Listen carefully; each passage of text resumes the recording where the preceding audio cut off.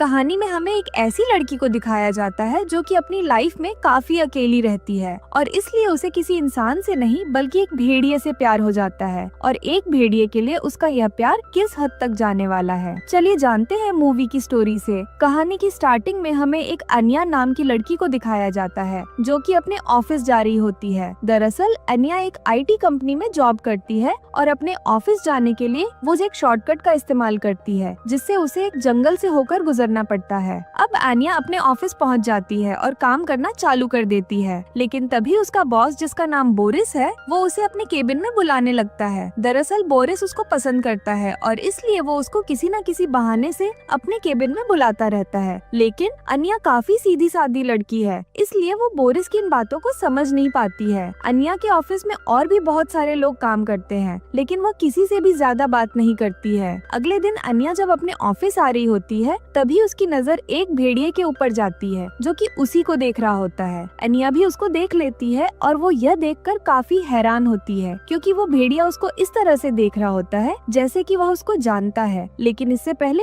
अन्या उसके पास जाती है। वह भेड़िया यहाँ से चला जाता है पर अन्या उसकी ओर काफी अट्रैक्ट हो जाती है क्योंकि वह ऑफिस जाते समय भी उसी के बारे में सोच रही होती है। ऑफिस जाने के बाद वह भेड़ियों के बारे में सर्च करने लगती है कि आखिर उनको किस तरह से कंट्रोल किया जा सकता है। अब तभी अन्या के पास बोरिस की कॉल आती है जो कि उसको बताता है कि आज वह ऑफिस नहीं आ पाएगा और इसी बात का फायदा उठाकर अन्या ऑफिस से चली जाती है और उसी जंगल में पहुंचती है जहां पर उसने उस भेड़िए को देखा होता है। लेकिन काफी तलाश करने के बाद भी उसे वह भेड़िया दिखाई नहीं देता है, जिससे वह उदास होकर अपने घर आ जाती है। अन्या हर समय उस भेड़िया के बारे में ही सोच रही होती है और यहाँ पर हम देखते हैं कि वह अपने घर की बालकनी में जाकर उसकी आवाजें भी निकालने लगती है। अगले दिन अन्या अपने ग्रैंडफादर से मिलने के लिए जाती है जो कि हॉस्पिटल में एडमिट होते हैं। दरअसल उसका अपने ग्रैंडफादर के अलावा इस दुनिया में कोई भी नहीं होता है और इसलिए अकेलेपन की वजह से वह दुनिया से भी दूर हो चुकी है। अब अन्या सुपरमार्केट में जाकर घर के लिए कुछ राशन खरीदने लगती है और इसके साथ ही वो उस भेड़िए के लिए भी कुछ मीट खरीदती है। अब वो ऑफिस जाने से पहले उस मीट के टुकड़े को जंगल में जाकर एक लकड़ी पर लटका देती है जिससे वो भेड़िया उस मीट के टुकड़े को खा सके और इसके बाद वह अपने ऑफिस चली जाती है। लेकिन ऑफिस में भी वह उसी के बारे में सोच रही होती है और उसके बारे में सोचकर उसे काफी अच्छा फील होता है। अब अगले दिन अन्या जब उस मांस के टुकड़े को चेक करने के लिए आती है तो वह वहीं पर लटका होता है। ये देखकर उसे बहुत गुस्सा आता है और इसलिए वो अपने ग्रैंडफादर के पास जाकर उनसे उस भेड़िया के बारे में बात करने लगती है। तब वो उसको समझाने लगते हैं कि हो सकता है कि शायद उसको मीट खाना पसंद नहीं होगा।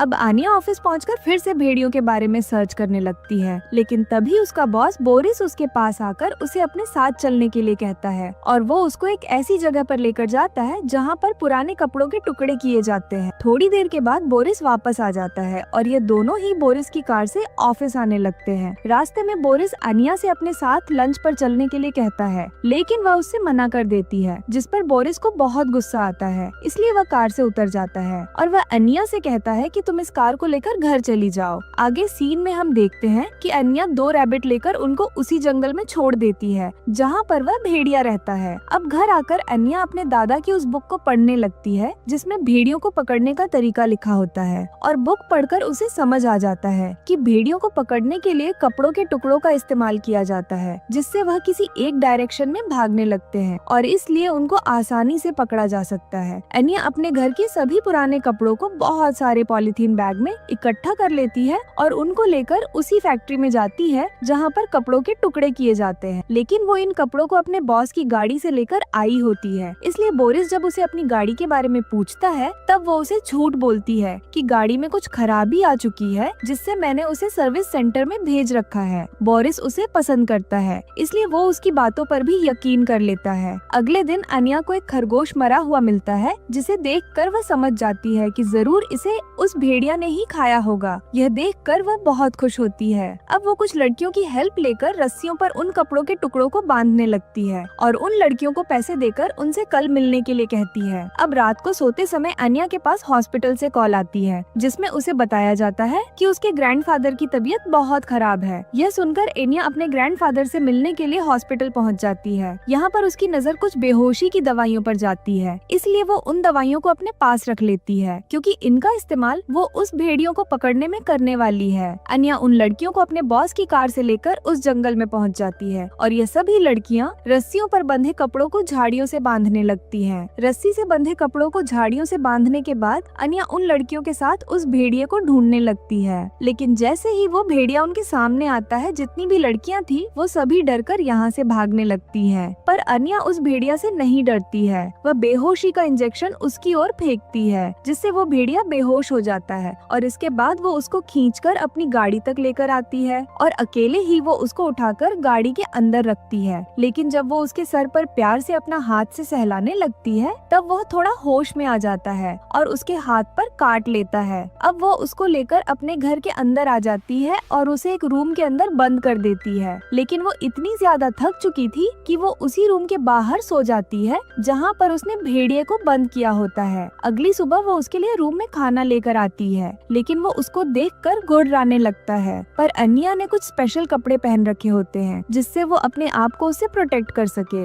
अनिया उसके खाने को नीचे रख देती है और उससे बात करने लगती है, लेकिन तभी वो भेड़िया यहाँ से भागने की कोशिश करता है, पर तभी वह दरवाजे को बंद कर देती है। आगे सीन में हम देखते हैं कि अनिया ने उस रूम में होल कर रखी होती है, जिससे वह हर समय उस भेड़िए पर नजर रखती है। वो उस भेड़िए को बहुत ज्यादा पसंद करने लगी थी, इसलिए वो हर समय उसके रूम के आसपास ही रहती है और उसका प्यार इस हद तक बढ़ जाता है कि वो रात को भी उसके रूम के बाहर सोने लगती है। अब रात को सोते समय अनिया को एक सपना आता है, जिसमें वह देखती है कि जब वह बाथरूम में नहा रही होती है, तब वह भेड़िया बाथरूम के अंदर आता है और उसे सूंघने लगता है। वो अनिया के जिस्म के हर हिस्से को सूंघता है और उसे टच करता है, जिससे अनिया को भी बहुत अच्छा लगता है। पर तभी अनिया की आंख खुल जाती है और वह होल से उस भेड़िए को चेक करने लगती है, लेकिन वो भेड़िया रूम के अंदर ही होता है। अगली सुबह अनिया सुपरमार्केट जाती है, जहाँ पर वो उसके